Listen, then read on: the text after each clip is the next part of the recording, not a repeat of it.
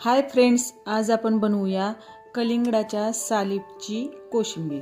बघा, आपण कलिंगड खाल्ल्यानंतर त्याची ही साल अशी राहते, तर त्याचा आपण वरचा हिरवा भाग जो आहे तो चाकूने व्यवस्थित काढून घ्यायचा आणि पांढरा भाग जो राहतो तो आपण आता कोशिंबीरसाठी वापरणार आहोत। हा जो कलिंगडाचा आपण साल काढून घेतलेला भाग आहे तो भाग आपण खिसणीने खिसून घेऊयात। आपण तो छोट्या किंवा मोठ्या खिसणीने खिसून घेऊ शकतो। खिसून झाल्यानंतर त्यामधील राहिलेलं पाणी बघा हे असं पिळून काढायचं।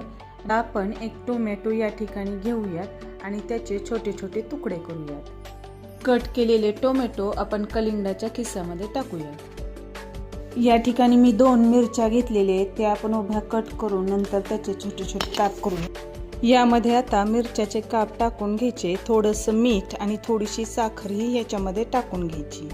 नंतर एक लिंबू घेऊन ते चिरून घेऊन याच्यामध्ये लिंबाचे 2-4 थेंब आपण टाकूया। हे आपल्या आवडीनुसार आहे, पण लिंबाने खूप छान चव येते। थोडंसं लिंबू पिळून घ्यायचं आणि चमच्याने चांगलं ते हलवून घ्यायचं, एकजीव करून घ्यायचं। इथे मी घेतलेला आहे पाणीपुरी मसाला। पाणीपुरी मसाला घालून थोडीशी कोथिंबीर आपण त्याच्यावरून घालणार आहोत आणि पुन्हा एकदा हे सर्व एकजीव करून घ्यायचं। ही पहा, तयार आहे आपली चटपटीत अशी कोशिंबीर। नक्कीच जेवणातला स्वाद ही कोशिंबीर वाढवते। व्हिडिओ आवडला असल्यास नक्की लाईक करा आणि असेच नवनवीन व्हिडिओ पाहण्यासाठी चॅनलला सबस्क्राईब करा। चला तर लवकरच भेटूया नवीन रेसिपीसह पुढील व्हिडिओत। धन्यवाद।